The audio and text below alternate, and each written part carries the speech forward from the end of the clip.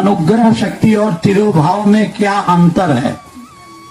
तुरीय अवस्था को, एक आदमी की कितनी अवस्थाएं होती, वो सोता है, वो सपने देखता है, वो जागा रहता, यानी जागृता, स्वप्ना और सुषुप्ता। एक वो जगा हुआ है, एक वो सपना देख रहा है, या तो सोया हुआ। कहता है कि कौन अवस्था होती है बाबू जिसमें वो सोया नहीं होता, जगा नहीं होता, सपना नहीं देखता? तो पूछा गया कि ये कौन अवस्था है? कहीं देखो उसका हम नाम नहीं लेंगे, नाम लेंगे तो कब आ जाएगा। इसको बोल देते हैं हम चौथा। तुरीय शब्द का अर्थ होता है चौथा। तुरीय अवस्था में एक वैसी अवस्था जब इंसान न जागा होता है, न सोया होता है, न सपना देखता है, वो ईश्वरत्व को मिल जाता है। शिव सोए नहीं है, शिव जागे नहीं है, शिव सपना नहीं देखते हैं, वो क्या है काजी ने बता सकते हैं वो क्या है। यही चौथा स्टेज है बाबू, इसीलिए कहा गया तुरीय। और तिरोधान भी इसी को कहा गया, ईश्वर में मिल जाना। जी, और इन्हीं की और एक जिज्ञासा है कि करुणा भाव और दया भाव में क्या फर्क है? देखिए, कोई नमः शिवाय नहीं करता, कोई फटाफट ठीक से नहीं करता है, कोई 10 को शिव से नहीं बनाता है। ये सब सवाल का आंसर उसूल के करेगा क्या? बात बनाना लोग सीख गए हैं, सवाल करना लोग सीख गए हैं, करना किसी को कुछ नहीं। अंग्रेजी में वो कहावत है, यू डोंट नो वॉकिंग।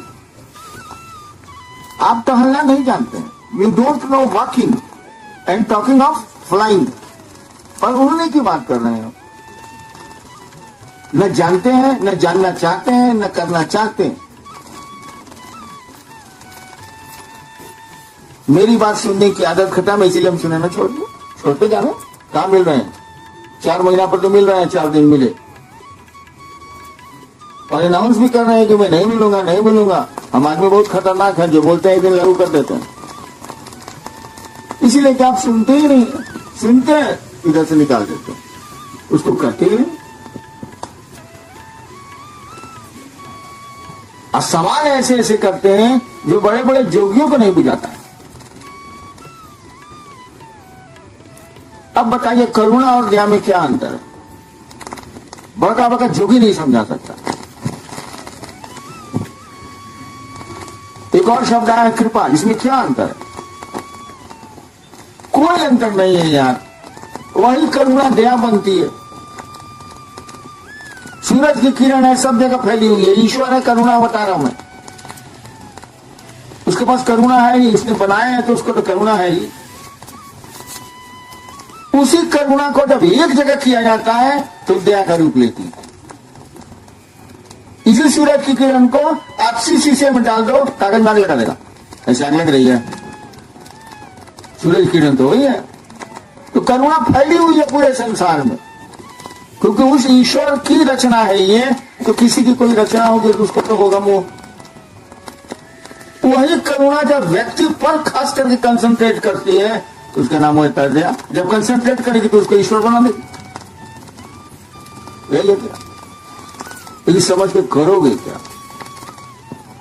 करना तो कुछ है नहीं, बात बनाना, मंच पर बैठ के भाषण देना, मोबाइल पर दिन रात मोबाइल ऐसे ऐसे, आजकल मोबाइल नहीं कहना, ऐसे ऐसे ऐसे ऐसे। वही समय पे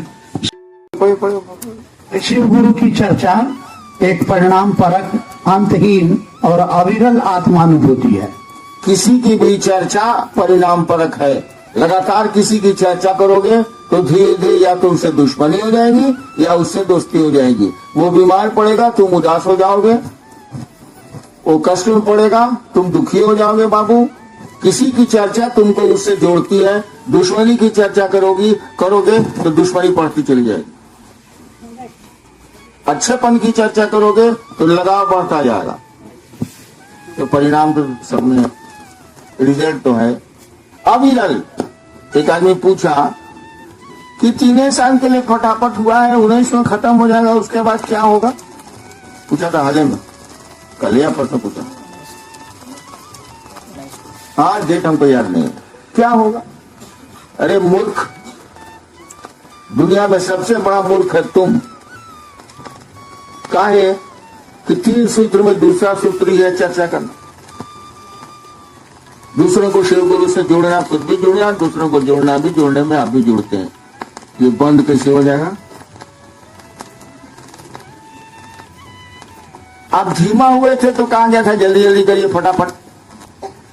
हमें नहीं बोलते हैं फटाफट खा, ट्रेन छूटा तक खाता से खाता,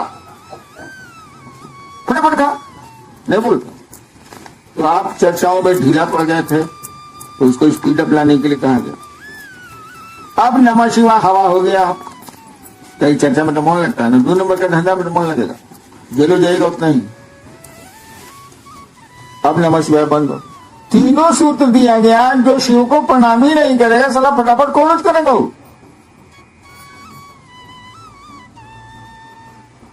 तो 19 के बाद फटाफट बंद कैसे हो जाए? अविरल है ये, अविरल में रुकता नहीं है, अविरल है ये। और आत्मानुभूति है, शिव की चर्चा करोगे तो शिव ही आत्मा है ना, अनुभूति नहीं होगी। मैं अपने गुरु से दया मांगता हूँ कि मेरे साहब श्री जी का स्वास्थ्य सही रहे, ताकि सेलम की धरती पर मेरे साहब का चरण स्पर्श होने की दया मांगता रहता मैं हूँ। महिंद्रा कंपनी कंपनी से दया मांगता हूँ कि मैं जिस जीप से चल रहा हूँ वो पुरानी नहीं हो, खटर खुटरू नहीं हो। होगा, जगत का नियम है। जो अगच्छो सो गच्छो, ये संस्कृत हम बोलते थे, मेरे बाप बहुत किसी आते थे। कौन संस्कृत हो? हम तो हमारा में 12 दाने के कंकड़ के बारे में आपने लिखा है कि यह 108 और 9 के भाग का परिणाम है। यहाँ भाग क्यों किया गया? पहले पूछो ना कि समय और ये स्थान को गुणा का है किया गया, पहले वही सवाल गायब है। समय 27 नक्षत्रों से जाना जाता है, दिशाएं 4 होती हैं मूलतः, दोनों को गुणा का है किया गया। पहले उन्हें सवाल करोगे तब ना भाग होगा, 108 में ना भाग होगा। पहले गुणा का है किया गया, ये ना पूछो, पूछ देवे तो माँ को जानी नहीं रहा। पहले गुणा का है किया गया ये पूछ लो, तब बताया जाएगा कि भाग क्यों दिया गया। ये कुछ भी नहीं किया।